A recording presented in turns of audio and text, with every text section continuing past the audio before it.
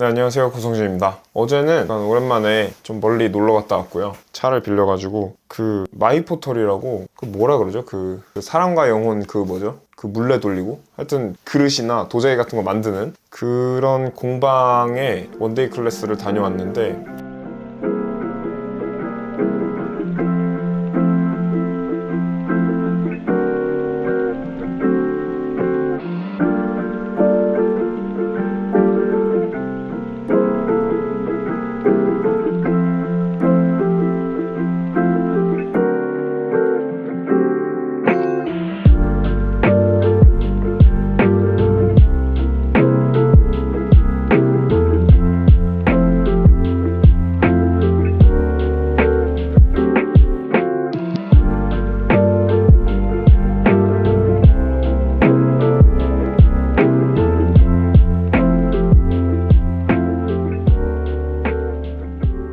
가격이 조금 비싸긴 했는데 그래도 되게 오랜만에 약간 그거를 만드는 순간만큼은 아무런 생각도 안 하고 그냥 어떻게 하면 그릇이 찌그러지지 않고 잘 만들어질 수 있을까 이걸 고민하면서 그냥 좀 머리를 비우는 힐링? 그런 경험을 하고 왔습니다. 그래서 여러분들도 뭐 그런 쪽에 관심이 있으시다면은 다녀와 보시는 걸 추천드리고 그냥 그런 생각을 했어요. 이런 거 공부했다 저런 거 공부했다 이렇게 여기 책상에 앉아가지고 얘기하면은 뭐 영상이 재미없겠다 이런 생각 들어가지고 약간의 일상을 가끔씩은 이렇게 녹여보도록 하겠습니다. 그리고 또 하나 좀 재밌었던 일이 아마 지금 이 영상도 보시고 계실 수도 있겠지만 제 사무실에서 이제 여느 때처럼 일을 하고 있는데 사내 메신저로 이렇게 연락이 왔어요. 그래서 저를 알고 있으시다고 이렇게 제 영상을 뭐 우연히 보셨었다고 하는 분께서 저한테 이제 연락을 주셔가지고 영상을 너무 잘 보고 있다 뭐 이렇게 긍정적인 영향을 받는다 이런 취지의 말씀을 해주셔가지고 되게 신기한 경험이었습니다. 네, 개인적으로는 내가 뭐가 되는 것도 아닌데 그냥 이렇게 누군가가 알아봐 준다는 사실이 되게 신기했고 네, 그랬습니다. 되게 기분 좋았어요. 저는 아무튼 그런 일이 있었고 이번 주에도 역시나 시스템 프로그래밍, 네트워크 프로그래밍 관련된 책을 계속해서 읽고 있고요. 이번에 좀 봤던 부분들은 파일 처리 관련된 부분들, 그러니까 뭐 쉽게 말해서 오픈이라는 명령어를 쳐서 정말 파일 자체를 뭐 열거나 만들거나 하고 그 안에다가 뭔가를 쓰고 그리고 뭐 기본적으로 오픈을 하게 되면은 파일 디스크립터를 갖게 되는데 파일 디스크립터를 복제를 한다는 것과 파일을 여러 번 연다는 것은 어떤 차이가 있는지 뭐 이런 것들에 대해서 간략하게 공부를 해봤고 그리고 패딩이라는 개념에 대해서도 처음으로 알게 됐습니다. 전공하시는 분들이 이런 내용까지 배우시는지는 모르겠지만 아마 배우시겠죠? 이런 거의 존재 자체를 몰랐던 사람으로서 굉장히 좀 신기했습니다. 그래서 뭐 예를 들어 어떤 구조체 같은 게 있다고 하면은 그 안에 캐릭터 배열 타입의 어떤 필드가 있고 그리고 뭐 인트형의 필드가 있다라고 하면은 얘네들 사이에 이 빈 공간이 생길 수 있다라는 거죠. 예를 들어 13개의 캐릭터가 들어가는 어떤 배열이 있고 그리고 인트형 자료가 있다라고 하면은 실제로는 그 13개의 배열 플러스 인트 뭐 17바이트가 돼야 될 것 같은데 실제로는 그렇게 되지 않고 그 사이에 이제 패딩이 들어간다라는, 그래서 아마 패딩이 3바이트만큼 들어가겠죠. 그래서 원래 딱 필요한 바이트 수만 계산하면은 17바이트여야 될 것 같은데 실제로는 3바이트가 더 들어가서 뭐 20바이트가 된다든지 이러한 그 개념들에 대해서 이제 배웠어요. 그래서 뭐 구조체를 짤 때도 그 로우 레벨이라고 하죠. 이런 단계에서 구조체를 선언할 때 그 필드를 선언하는 순서에 따라서 뭔가 이 구조체의 크기 자체가 달라질 수 있다라는 거, 이런 게 되게 저한테는 좀 신기하게 다가왔고 되게 저수준 프로그래밍을 하시는 분들은 이런 것까지도 신경을 쓰겠구나. 심지어는 일부러 이런 패딩 같은 거를 줘가지고 또 성능을 개선을 할 수 있는 그런 영역도 있더라고요. 캐시 라인이라는 용어가 있어가지고 그 캐시 라인에 딱 떨어지게끔 구조체를 뭐 구성을 하게 되면 뭐 훨씬 더 이제 접근하는 속도가 빨라진다. 구조체 용량 자체는 커지지만 그런 장단점이 있다. 무조건 이제 용량이 작다고 해가지고 좋은 것도 아니고, 그리고 무조건 또 캐시 라인에 맞춘다 해가지고 좋은 것도 아니고, 뭐 이런 어려운 개념들을 처음으로 접해봤습니다. 이런 부분들에 대해서 제가 막 뭐 꼭 외워야지, 꼭 기억해야지 막 이런 느낌으로 접근한다라기보다는 그냥 여태까지는 그런 생각이 되게 큰 것 같아요. 전공하시는 분들이 스쳐 지나가기라도 했을 법한 어떤 개념들을 나도 어쨌든 한 번은 봐야 되겠다 이런 느낌? 그냥 그런 게 있었지 라는 정도만 돼도 사실 뭐 정보를 받아들일 때 어떤 거부감이라든가 이런 게 다를 거다라고 저는 생각을 해서 그런 자세로 너무 부담 갖지 않고 학습을 해나가고 있습니다. 그리고 이제 메모리에 대한 챕터가 나와가지고 그 메모리 챕터도 열심히 봤고요. 그 기술 면접 준비할 때 봤었던 내용들이 되게 많이 나왔어요. 그 챕터에서는. 그래서 아마 그만큼 중요한 부분이다 보니까 기술 면접에서 당연히 물어보는 거고, 그리고 그렇다 보니까 실제로 제가 뭐 봤었던 그런 기술 면접 준비 강의라든지 아니면 책이라든지 이런 데에서도 좀 비중 있게 다뤄서 그 결과로 제가 좀 기억을 그나마 많이 하고 있는 게 아닌가 이런 생각을 했고, 뭐 여러분들 다 아마도 알고 계실 법한 그 메모리에는 뭐 4가지 영역이 있다. 뭐 텍스트가 있고 뭐 데이터가 있고 그다음에 스택이 있고 힙이 있고, 그리고 이제 각각의 영역에서는 어떤 데이터들이 저장이 되고 뭐 어떤 역할이고 이런 내용들 다시 한번 보면서 좀 상기시키는 그런 시간이었고요. 그리고 이제 IPC 관련된 내용들이 나왔는데, IPC는 제가 그야말로 정말 문서로만 접했던 개념.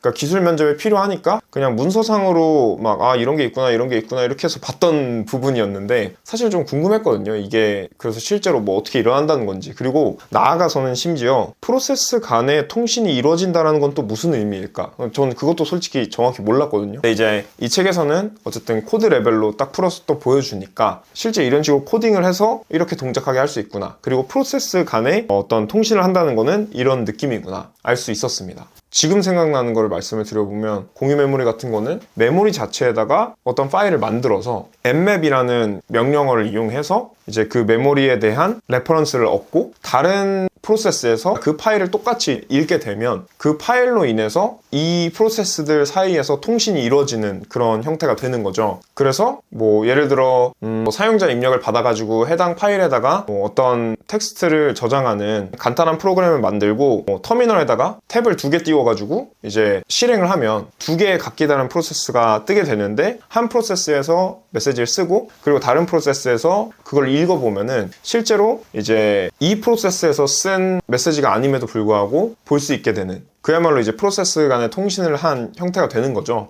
그래서 이렇게 동작하는구나 라는 거를 알 수 있었습니다. 근데 사실 이쯤 제가 학습을 하고 있을 때, 그때 이제 저희 팀 시니어 분한테 제가 말씀을 드렸어요. 저 이런 공부를 좀 하고 있습니다 라고 말씀을 드렸더니, 회사나 프로젝트마다 다를 수 있기는 할 텐데 조심스럽게 요즘에는 그뭐 공유 메모리 뭐 이런 것도 좋지만은 이제 소켓을 많이 쓴다고 하시더라고요. 그래서 뭐 소켓이라는 게 기본적으로 다른 컴퓨터, 원격 컴퓨터와의 어떤 통신을 위해서 만들어진 개념이지만, 굳이 원격을 하지 않더라도 그냥 하나의 컴퓨터 내에서도 프로세스 간의 어떤 통신을 위해서 그냥 소켓을 사용하기도 하고 그런 경우가 많다, 이런 말씀을 주셨거든요. 그래서 공유 메모리나 뭐 세마포어나 뭐 다 좋은데 그런 것들에 대해서는 그냥 가볍게 알고 소켓 쪽을 오히려 좀 더 열심히 보는 게 좀 실용적이지 않겠냐, 이런 의견을 주셔가지고 과감하게 소켓 쪽으로 넘어갔습니다.